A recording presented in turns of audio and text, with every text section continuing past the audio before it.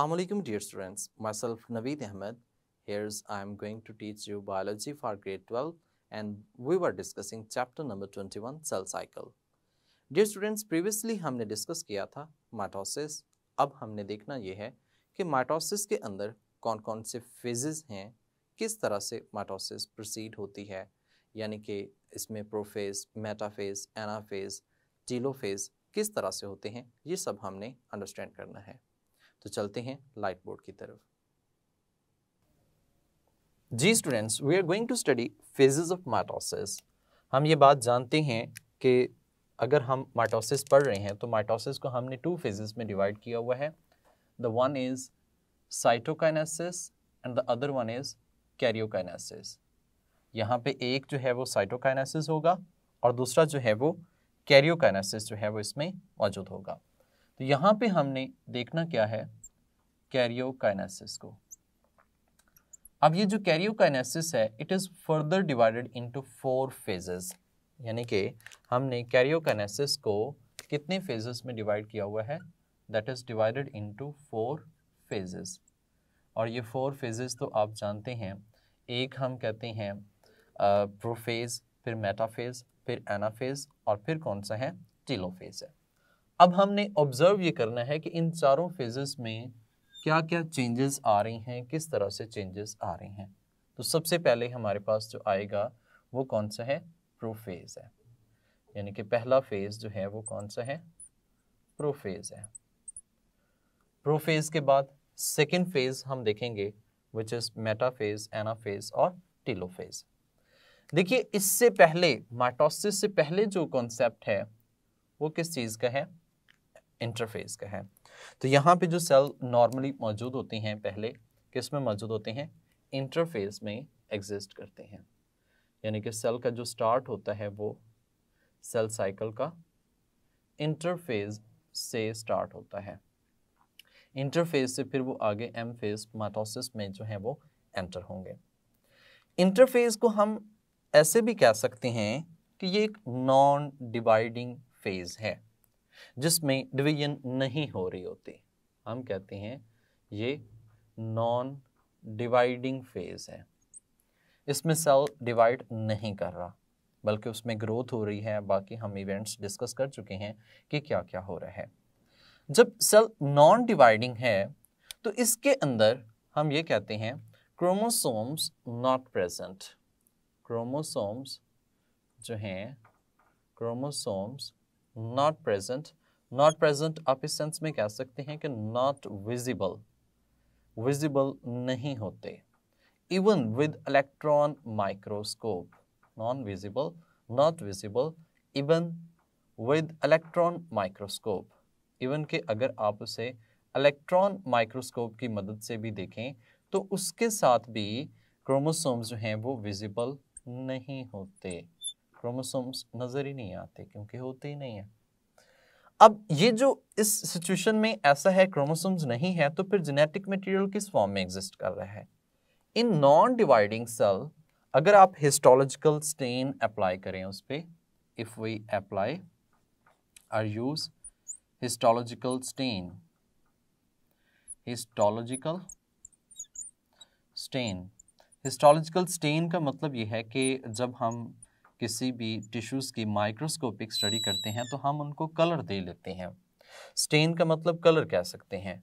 तो हम उसको जो कलर देते हैं वो कलर हम अप्लाई करेंगे जो कि डीएनए को कलर करेगा, उसके क्रोमैटिन मटेरियल को कवर करेगा, जेनेटिक मटेरियल को.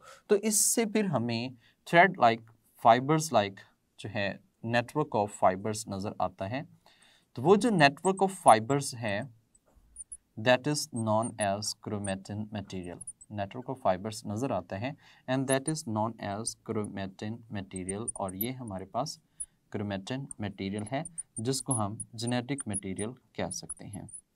तो हमने ये बात समझ ली कि अगर तो नॉन डिवाइडिंग सेल है तो उसमें क्रोमोसोम्स जो हैं वो नहीं होंगे, जबकि उसमें जो मौजूद होगा वो क्या होगा, क्रोमैटिन मटेरियल, क्रोमैटिन फाइबर्स जो हैं, इस तरह का स्ट्रक्चर जो है वो नेटवर्क ऑफ फाइबर्स जो है ये अपीयर होंगे और उसमें मौजूद होते हैं. तो ये फाइबर्स इसमें एग्जिस्ट कर रहे हैं. अब ये फाइबर्स ही आगे किस में कन्वर्ट होंगे, क्रोमोसोम्स में कन्वर्ट होंगे. यानी कि हम ऐसे कह सकते हैं that is decondensed form of chromosomes. ये क्रोमोसोम्स की डीकंडेंस्ड फॉर्म है, डीकंडेंस्ड फॉर्म, ठीक है। लूजली जो है वो इसके अंदर इसकी पैकिंग मौजूद है। If I am not wrong तो I will draw a cell, मैं एक सेल ड्रॉ करता हूँ लाइक दिस वन। यहाँ पे हम कहते हैं कि ये एक सेल है।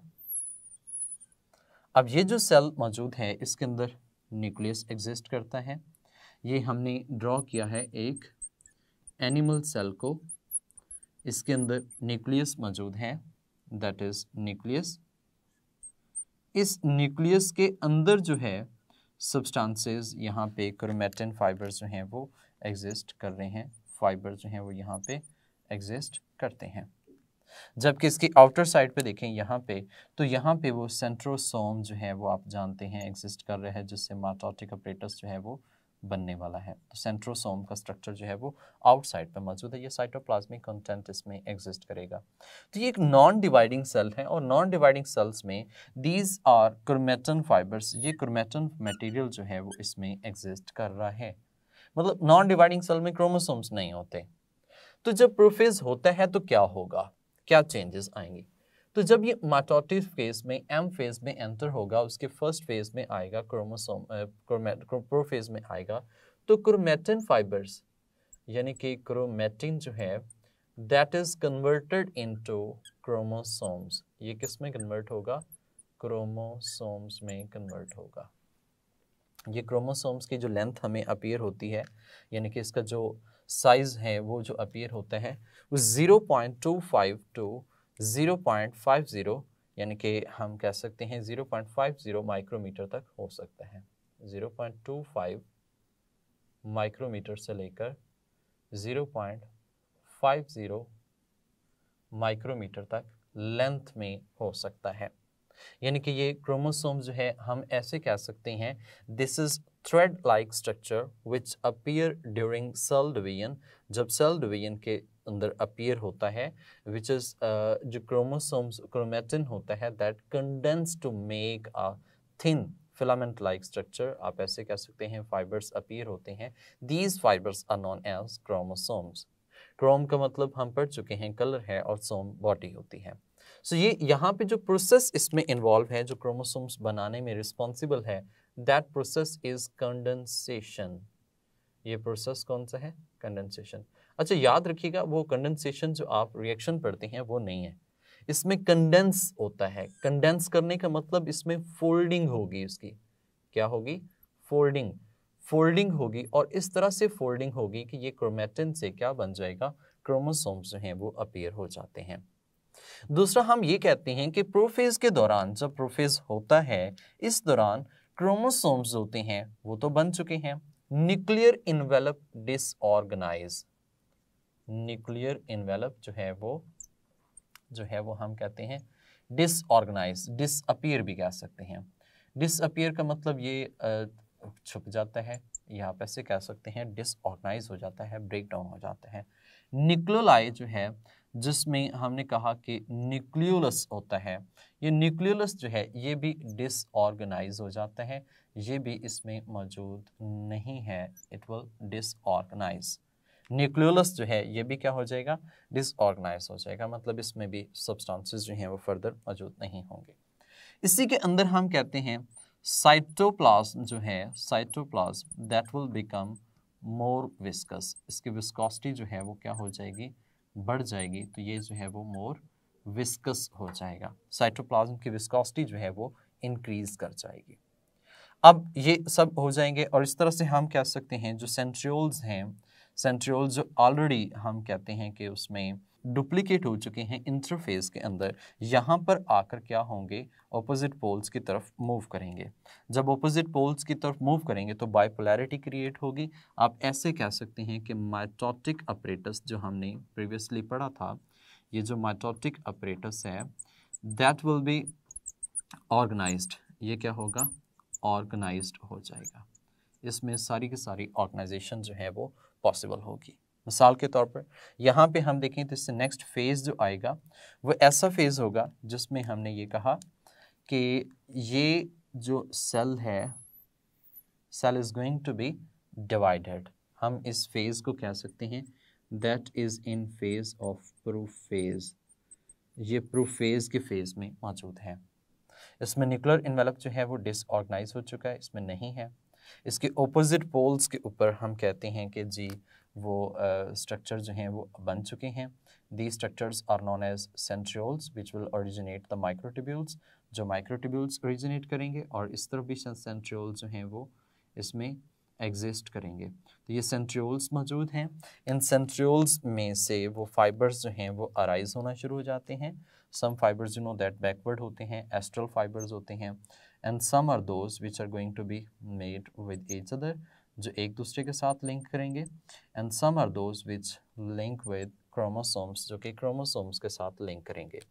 तो यहाँ पे जो क्रोमोसोम्स अपीयर होंगे, वो क्रोमोसोम्स जो अपीयर हो रहा है वो कुछ इस तरह से अपीयर होंगे, ठीक है। डुप्लीकेटेड क्रोमोसोम्स जो हैं वो अपीयर होंगे, क्योंकि you know that S phase जब होता है तो एस फेज में ये क्रोमोसोम्स की डुप्लीकेशन जो है वो हो जाती है।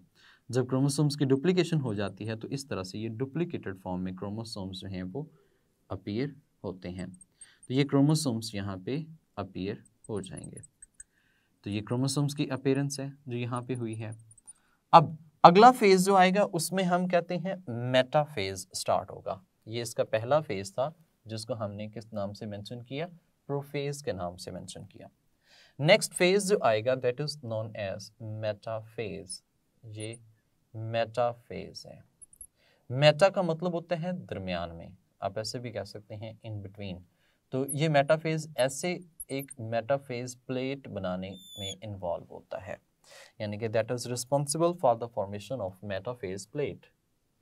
ये जो मेटाफेज प्लेट बनेगी वो कैसे डेवलप होगी? देखिए स्टूडेंट, ये जो मेटाफेज प्लेट की फॉर्मेशन है वो इस तरह से है कि क्रोमोसोम्स के साथ स्पिंडल फाइबर्स बाइंड करेंगे, क्योंकि स्पिंडल फाइबर्स जो हैं इनका काम ही क्या होता है, these are responsible for alignment of these chromosomes and the distribution of these chromosomes into proper two ways में। मेटाफेज प्लेट में हम कहते हैं arrangement of chromosomes at equatorial of the sales.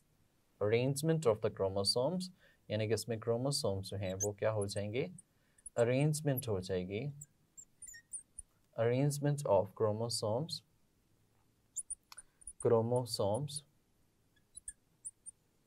Eight equatorial of the cell, ठीक है। At equator of the cell भी कह सकते हैं, यानी कि सेल के बिल्कुल दरमियान में क्रोमोसोम्स जो हैं वो क्या हो जाएंगे, अरेंज हो जाएंगे। एट इक्वेटोरियल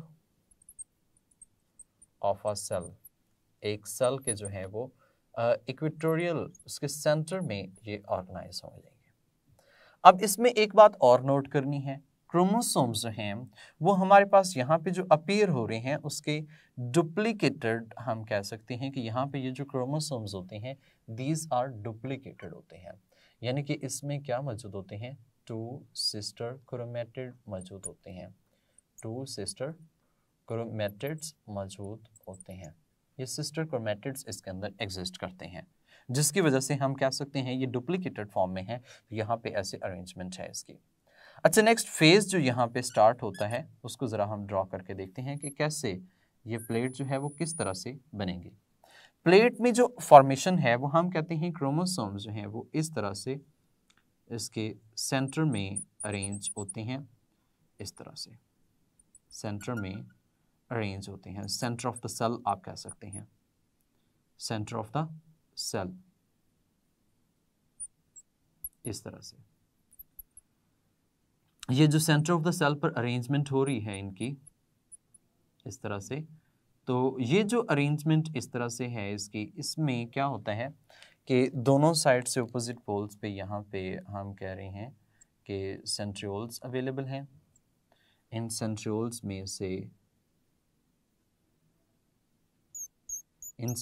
में से फाइबर्स अराइज होते हैं and these fibres will bind at kinetochore fibres. ये काइनेटोकोर फाइबर्स जो हैं वो इसके काइनेटोकोर प्रोटीन्स के साथ बाइंड कर जाएंगे। जबकि बाकी आप जानते हैं इसमें दूसरे जो फाइबर्स हैं वो पोलर फाइबर्स हैं, और पोलर फाइबर्स जो होते हैं वो एक दूसरे के साथ जो हैं वो बाइंड करने में इन्वॉल्व होते हैं इस तरह से, that will bind with each other, वो एक दूसरे के साथ उनकी जो बाइंडिंग है वो पॉसिबल होती है। इसमें भी इस तरह से एक दूसरे के साथ उसकी बाइंडिंग जो है वो पॉसिबल होगी। तो यानी कि ये जो पोलर फाइबर्स हैं ये तो एक दूसरे के साथ अटैच हुए, जो काइनेटोकोर फाइबर्स हैं that will bind with chromosomes, ये क्रोमोसोम्स के साथ बाइंड करेंगे। और जो एस्ट्रल फाइबर्स की हमने बात की थी, एस्ट्रल फाइबर्स जो हैं वो आउटवर्ड यहाँ से ग्रो करेंगे and that will bind with outer surface, यहाँ पे इस तरह से इसके साथ, यहाँ से जो इससे अराइज हो रहे हैं ये कौन से हैं, एस्ट्रल फाइबर्स जो हैं वो इसमें मौजूद होते हैं, जो यहाँ पे इसके साथ लिंक करेंगे। दीज आर एस्ट्रल माइक्रोट्यूब्यूल्स भी हम कहते हैं जो यहाँ पे मौजूद होंगे। तो ये जो इसके सेंटर पर अरेंजमेंट है, सेंटर पर अरेंजमेंट होना और इस तरह से क्रोमोसोम्स को अलाइन करना, ये मेटाफेज प्लेट कहलाती है। और मेटाफेज प्लेट में हम कहते हैं कि वन क्रोमोसोम्स, इस तरह से अगर एक क्रोमोसोम है तो वन क्रोमोसोम इज अटैच, इसके साथ जो अटैचमेंट हो रही है वो दो स्पिंडल फाइबर्स की अटैचमेंट हो रही है। यानी कि वन क्रोमोसोम जो है इसके साथ स्पिंडल फाइबर जो अटैच हो रहे हैं वो कितने हैं, दो हैं, एक साइड पे और दूसरा दूसरे साइड पे। तो यानी कि वन क्रोमोसोम जो है एक क्रोमोसोम है और इसके साथ हमने कहा दो स्पिंडल फाइबर्स जो हैं वो अटैच हैं, दो स्पिंडल फाइबर्स अटैच हैं, दो स्पिंडल्स अटैच हैं and at its kinetochore protein phase पर इसके साथ अटैचमेंट होती है। डियर स्टूडेंट, जब ये अटैचमेंट हो जाती है तो ये एक प्लेट बन गई जो कि इक्वेटोरियल पर है और इस फेज को हमने मेटाफेज के नाम से मेंशन किया है। मेटाफेज, मेटाफेज मैंने आपको बताया कि ये दरमियान में इसके अरेंजमेंट जो है उसकी वजह से इसको हम कह रहे हैं। लफ्ज नेक्स्ट है एनाफेज, जो इसका नेक्स्ट स्टेप है जिसको हमने एनाफेज के नाम से मेंशन किया है, एनाफेज। देखिए स्टूडेंट, एना का मतलब होता है ऑपोजिट, ठीक है। यहां पे ये क्रोमोसोम्स ऑपोजिट पोल्स की तरफ इनकी मूवमेंट होगी। ये जो ऑपोजिट पोल्स की तरफ मूवमेंट होती है उसको हम एनाफेज के नाम से मेंशन करते हैं। तो यहाँ पे जो पॉइंट है वो एनाफेज का मतलब ऑपोजिट पोल्स की तरफ उसकी मूवमेंट होगी। और ये कैसे होगी, with the help of these fibres, ये जो स्पिंडल फाइबर्स हैं इनकी मदद से अरेंजमेंट होती है।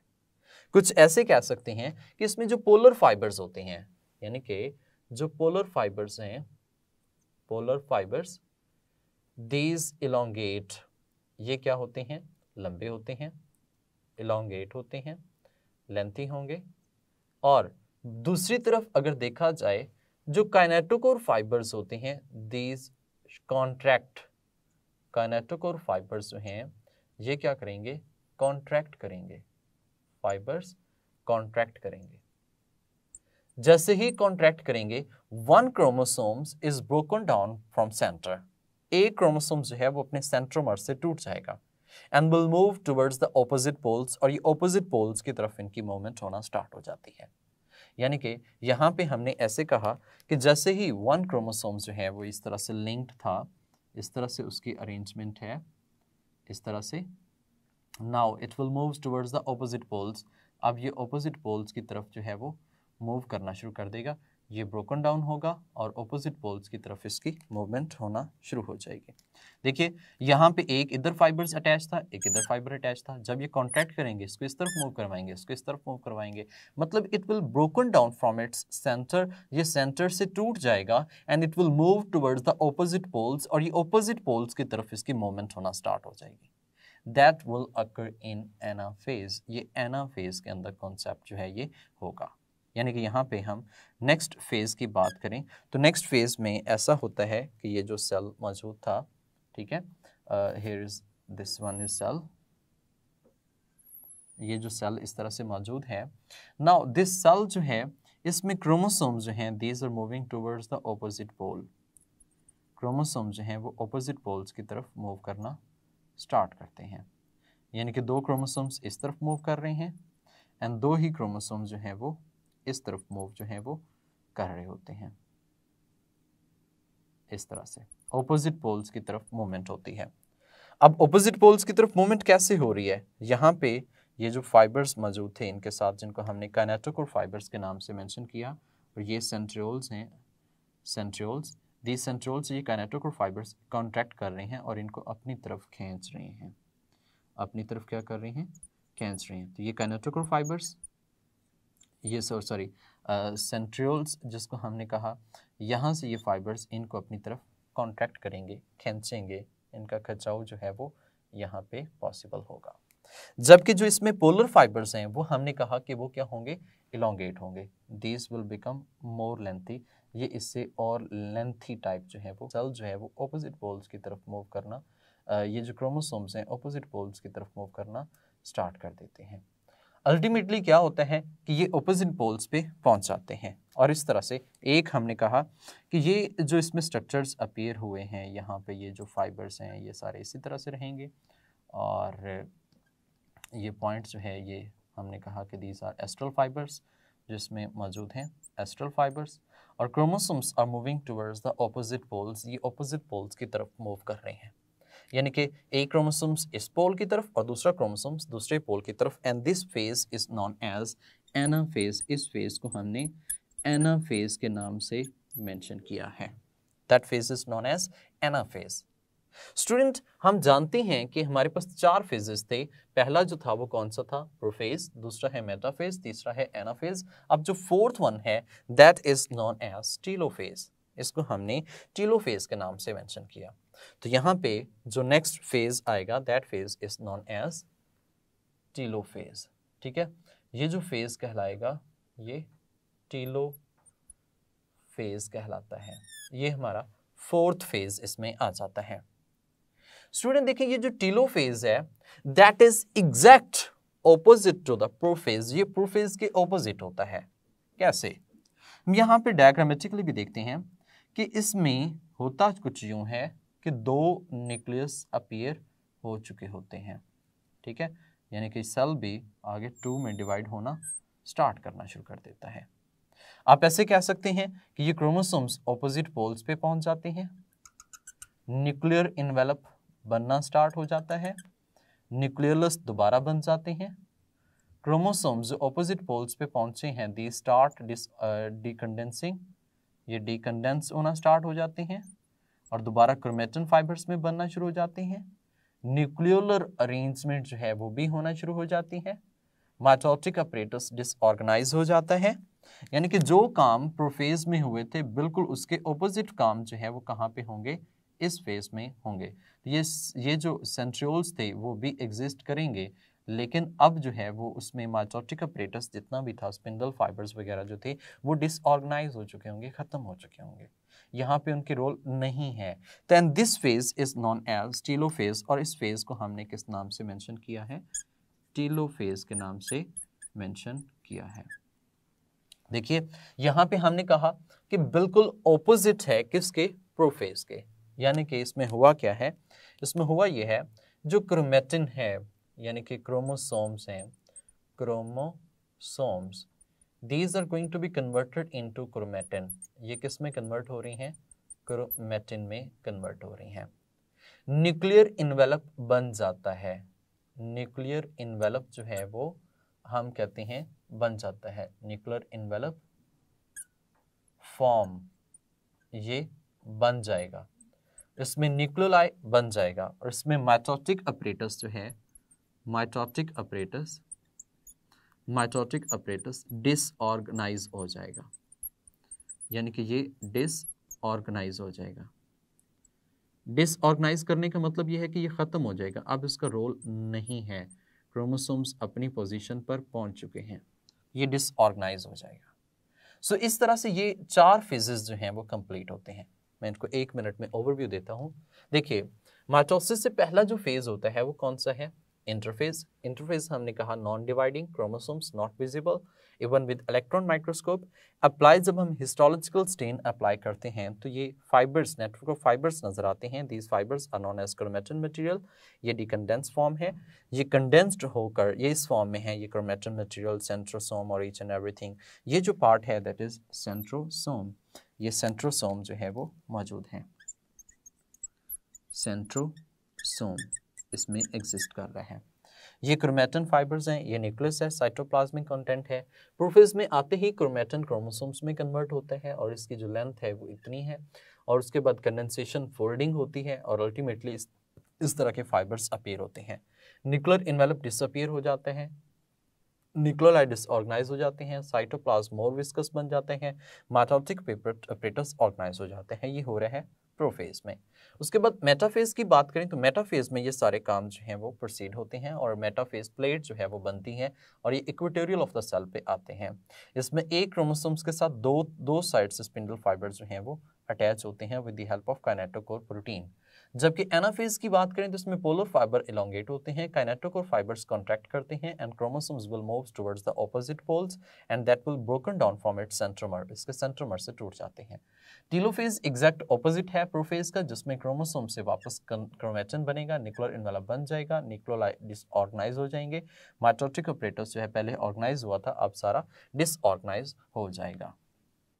जी स्टूडेंट्स, उम्मीद करता हूं कि आपको तमाम phases with the help of proper diagram समझ आ चुके होंगे। इसके अंदर हमने डिस्कस किया है प्रोफेज के अंदर क्या क्या चेंजेस आती हैं, कौन कौन से चेंजेस हैं with the help of diagram. फिर हमने मेटाफेज में डिस्कस किया, फिर हमने एनाफेज में डिस्कस किया और लास्ट पे टीलोफेज को जो है वो डिस्कस किया।